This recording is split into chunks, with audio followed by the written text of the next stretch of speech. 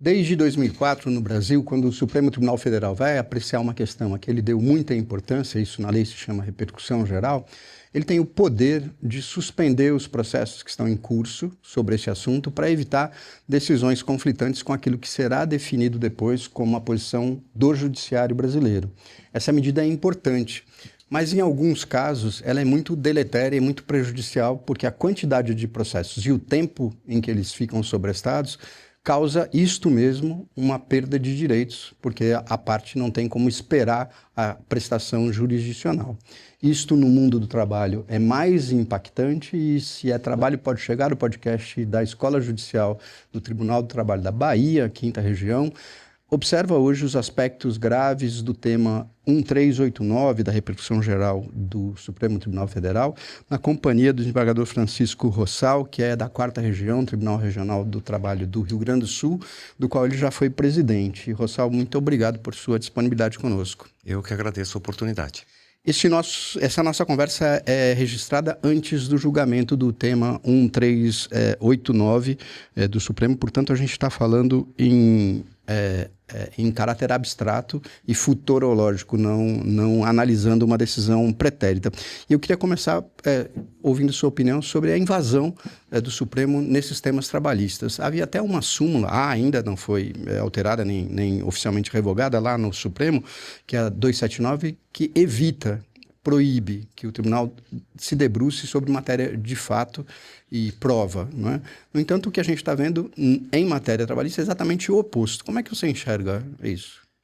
Em primeiro lugar, nós temos que analisar esse tema sobre o ponto de vista da estrutura geral da Justiça do Trabalho dentro do Poder Judiciário, né? Nós somos uma justiça especializada em relações de trabalho. Eu gosto de insistir nisso, porque o artigo 114 da Constituição fala em relações de trabalho, não fala especificamente em relação de emprego, tanto no inciso 1 quanto no inciso 9.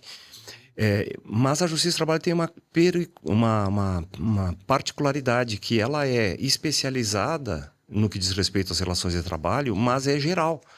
Na minha interpretação, o artigo 114 atrai para a Justiça do Trabalho a competência para todas as relações de trabalho lato sensu.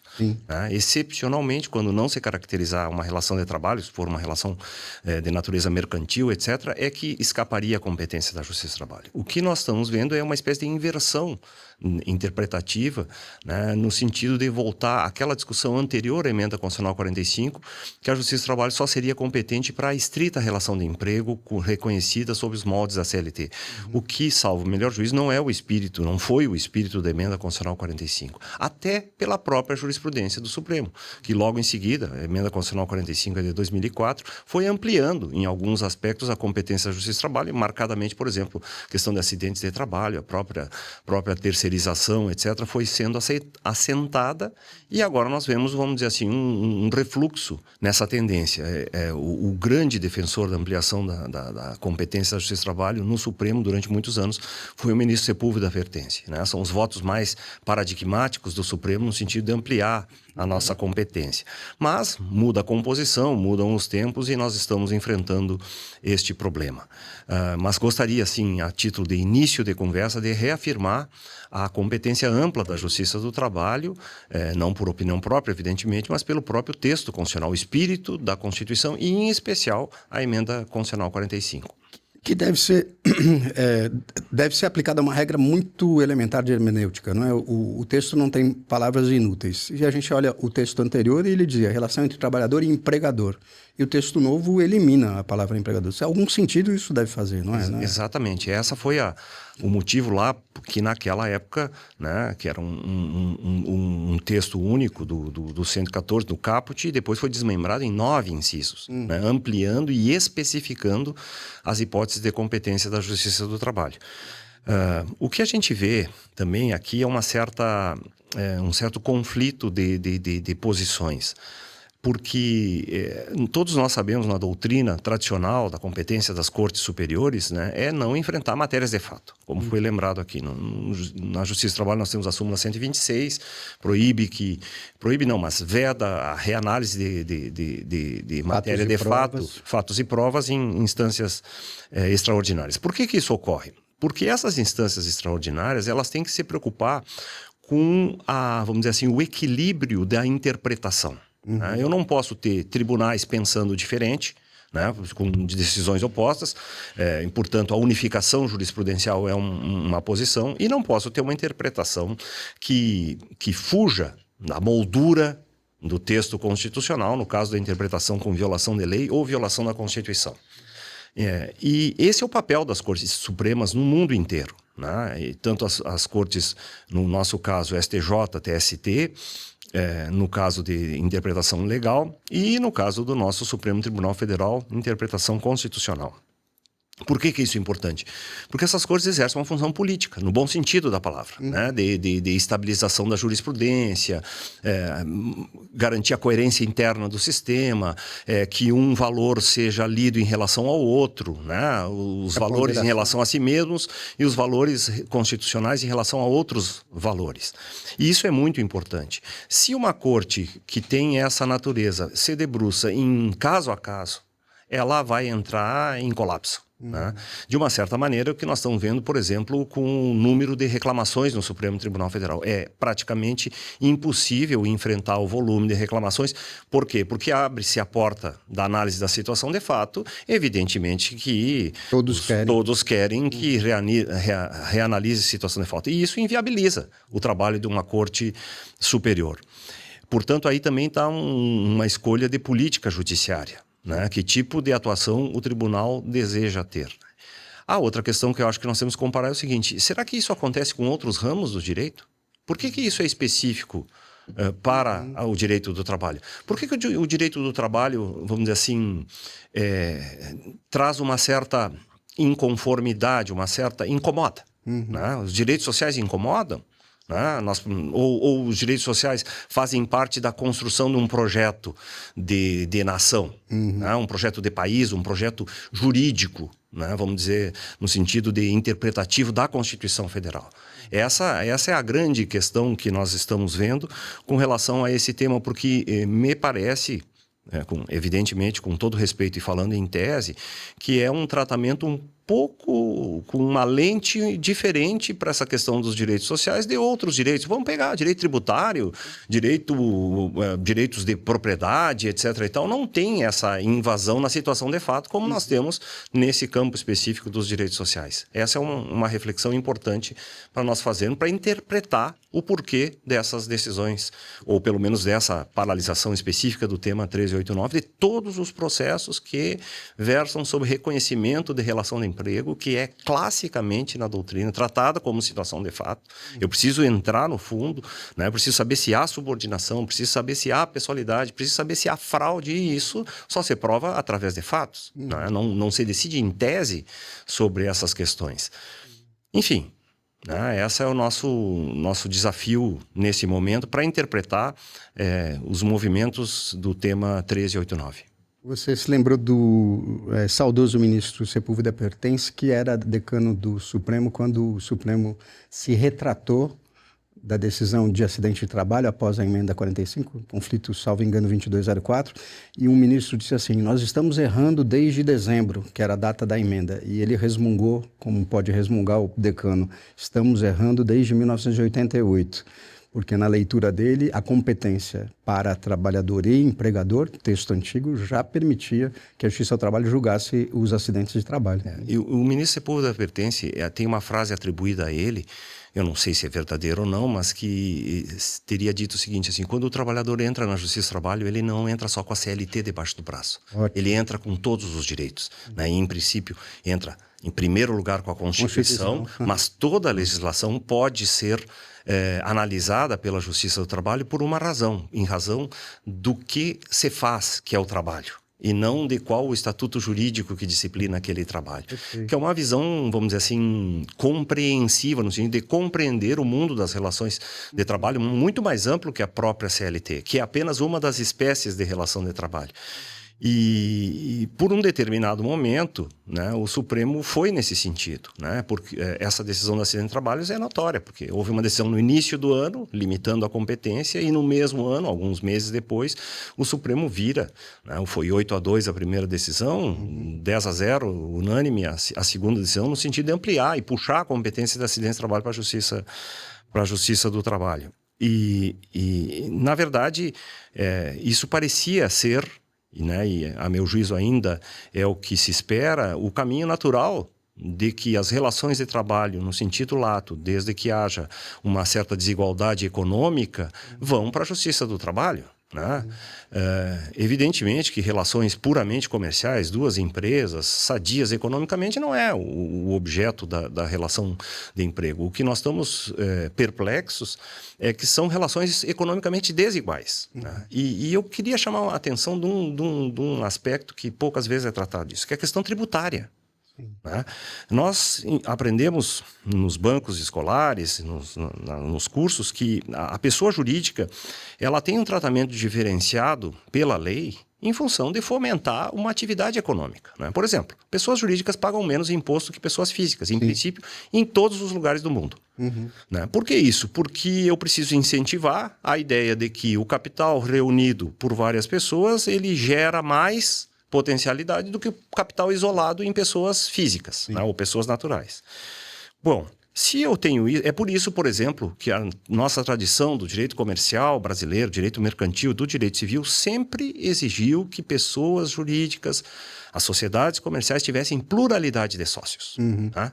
A única exceção que se permitia era na antiga lei das SAs, lá da década de 40, com a subsidiária integral, que era uma pessoa jurídica sócia de outra pessoa jurídica. Sim. Né? Esta, sim, poderia ser uma sociedade unipessoal. Né? Depois veio aquelas questões da empresa individual com responsabilidade limitada, já numa tendência de precarização, de pensar assim, olha, há uma pessoa física que abstratamente tem tratamento de pessoa jurídica. Portanto, ela celebra contratos como pessoa jurídica fosse. Né? Ora, é uma questão de negar a realidade, porque essa pessoa física não tem o potencial econômico que uma pessoa jurídica com pluralidade de sócios. Nem trará o benefício social correspondente. Exatamente. Então, isso abre um caminho para a sonegação. Não pagamento por falta de condições econômicas é um problema econômico. Se eu torno isso como regra, que todas as pessoas físicas possam ser tratadas como pessoa jurídica, eu tiro a natureza da pessoa jurídica. E isso tem prejuízos para o Estado. Não é um problema de relações de trabalho. Né? É um problema, por exemplo, isso quebra todo um sistema de previdência social, quebra os sistemas de arrecadação, de imposto de renda, etc. e tal, né? Acaba sendo, eu fico transformando a exceção como uma regra. Pode chegar, escuta hoje o desembargador Francisco Rossal sobre o tema 1389 da repercussão geral e volta já.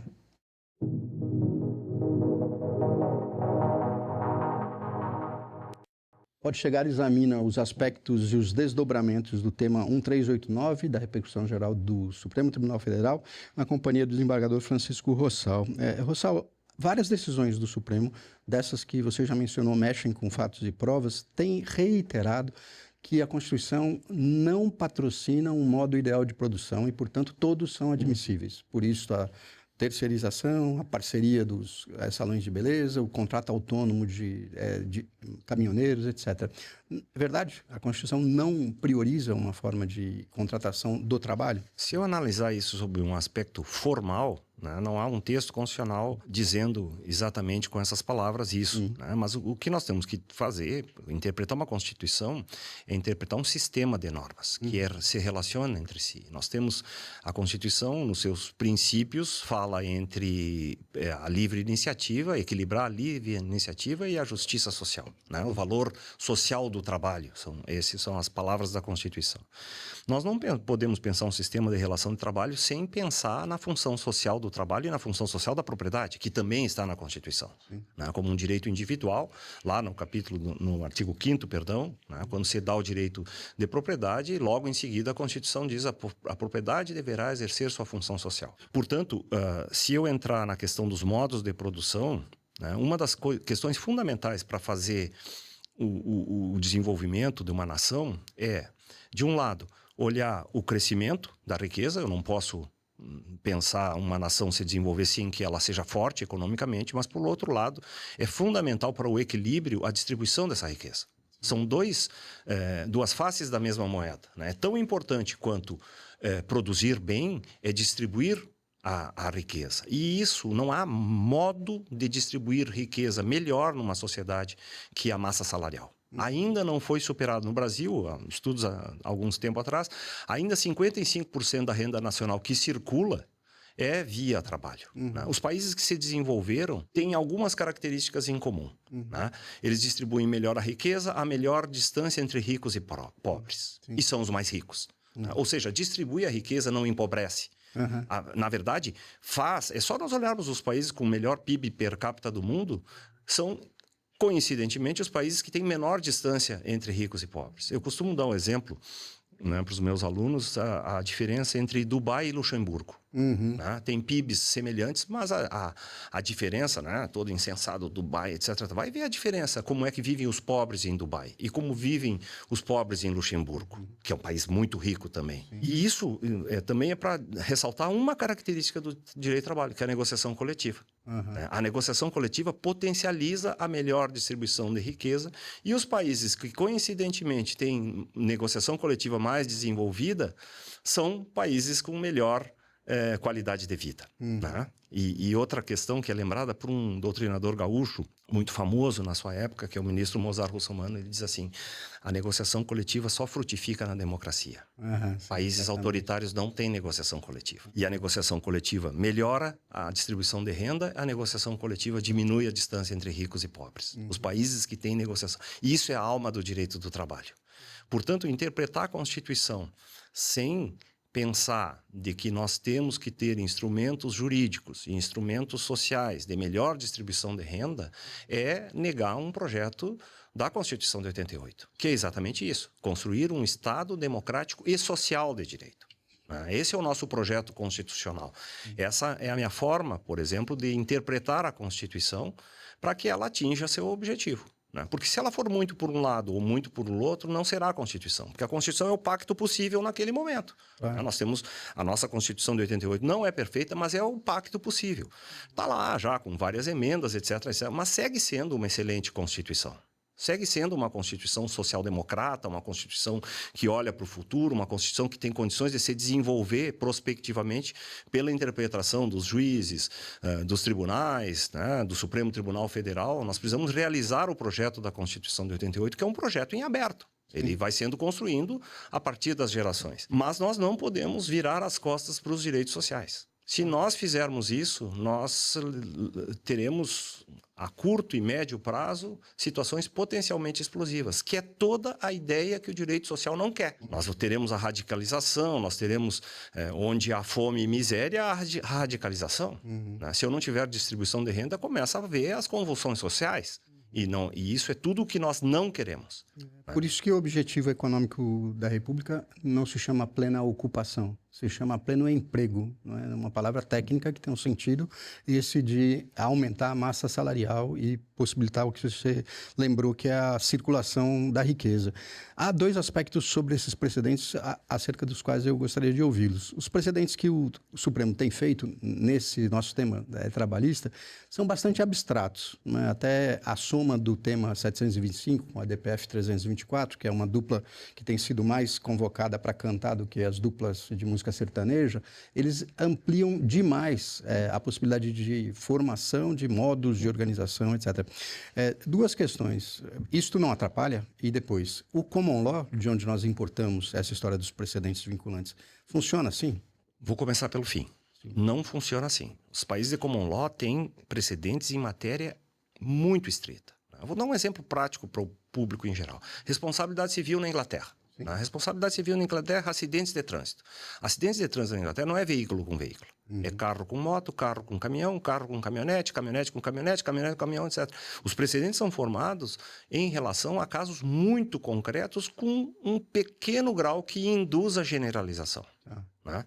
Nós viemos de uma outra tradição. Nós viemos da tradição da lei genérica e abstrata, Constituição, lei complementar, lei federais, etc. e tal, que são interpretadas e aplicadas, então, sistemas dedutivos para chegar ao caso concreto, e eles fazem o caminho contrário.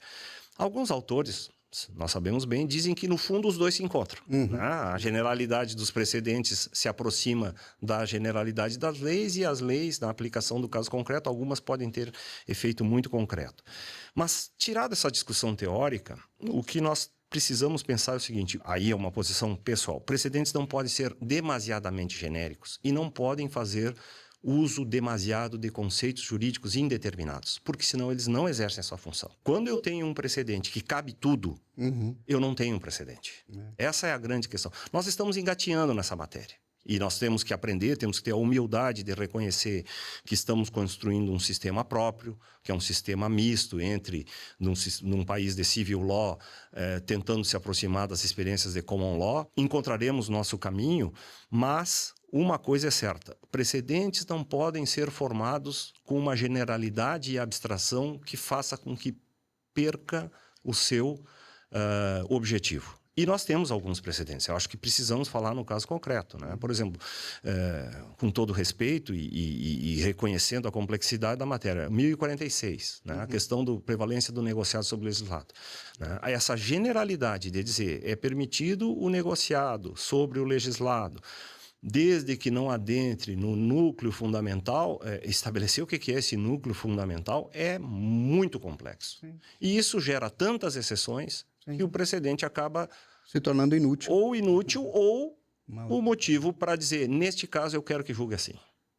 Essa é uma outra função. Né? Precedentes genéricos servem para concentrar o poder, né? E não para dividir o poder.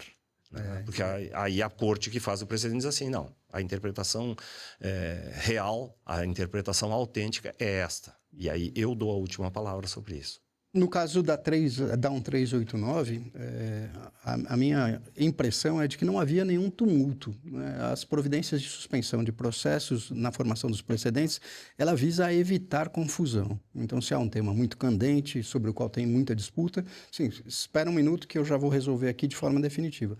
Mas nesse tema, que envolve a competência da Justiça do Trabalho para essas ações e a possibilidade ou não da contratação de PJ, não há tumulto. A jurisprudência do STJ é pacífica no reconhecimento da competência da Justiça do Trabalho. Como é que você vê essa questão? Qual é a razão de suspender e de incentivar, porque na minha jurisdição estou vendo todos os dias que agora todo contrato sem registro virou um contrato de PJ, inclusive verbal, né? E aí está suspenso. Então, a consequência disso é que nós podemos ter perdas irreparáveis, por exemplo, na produção da prova. Sim. Processos suspensos, natureza alimentar, daqui a 6 meses, 8 meses, é muito difícil que as partes, inclusive os reclamados, né, as duas partes, as testemunhas desaparecem ou não têm mais o mesmo contato, os documentos, etc. e tal. Isso vai se perdendo a qualidade probatória, que era algo, né, talvez, né, eu não vou entrar no mérito da suspensão ou não, mas, por exemplo, estabelecer que a suspensão fosse feita em segunda instância, depois de colhida a prova e oportunizado o recurso ordinário. Né, me parece que seria uma medida mais racional e, bueno, em segundo grau, né, esperamos, e aí sim vamos discutir a questão jurídica propriamente dita, né, ideológica no sentido jurídico, se é PJ, se não é PJ, se é relação de emprego. De qualquer forma, da forma como está feito, ela serve inclusive para incentivar atitudes de boa-fé duvidosa, vou dizer assim. Não vou chamar de má-fé, mas de boa-fé duvidosa. Né? Porque, claro, as partes vão precarizando as relações de trabalho e dizem assim, não, agora não vamos julgar nada, eu vou arriscar, né, numa conduta que eu poderia antes ter o receio da informalidade ou da fraude e dizer assim, não, vamos fazer com a carteira assinada, vamos fazer uma relação formal, etc. e tal. Agora não tem esse freio, vamos dizer assim, de temer a sanção, porque na pior das hipóteses está suspenso. Perfeito. Mas isso é uma matéria difícil, uma matéria complexa. Né? Eu me inclinaria, assim, aí também em posição pessoal, se fosse admitida a suspensão, que fosse depois de colhida a prova. Né, para não ter prejuízo, pelo menos, na qualidade de fato, da análise de fato da matéria. O que poderia ser aproveitado até no reconhecimento da incompetência. Inclusive para absolver. Depois. Né? Inclusive para absolver. Né? A colheita da prova é feita para preservar o processo. Uma última questão, Rossal. Essa oposição, este não foi um contrato de emprego, foi um contrato de PJ. É uma oposição da defesa não deveria, pela nossa tradição processual, estabelecer competência. Mas, já que isso foi levantado pelo Supremo, este é o tema, né? Se será competência da Justiça do Trabalho, porque a defesa diz que não é um contrato de emprego. Essa não é uma questão incidental que está na competência natural de qualquer juiz? Sim. A tradição do direito brasileiro é a competência a ser designada por lei. Eu estudei na Espanha, a Espanha tem o problema das comunidades autônomas e a briga entre o poder central e a descentralização. É um dos temas mais tratados, é competência, né? Porque é isso, é o que dá a segurança e dizer assim, quem vai me julgar? Né? E isso tem que ser algo homogêneo para todos. Não pode uma parte escolher, porque senão ela está numa posição privilegiada em relação à outra. E quebraria até a isonomia do caput. Do processo, que é a base do processo. Sim, e da próprio funcionamento da sociedade. É. Muito obrigado, Rossal. Foi muito valioso ouvi-lo. Eu que agradeço a oportunidade mais uma vez e fico à disposição, né, sempre que necessário. Obrigado. Esse foi Pode Chegar, o podcast da Escola Judicial do Tribunal Regional do Trabalho da Bahia. Até o próximo episódio.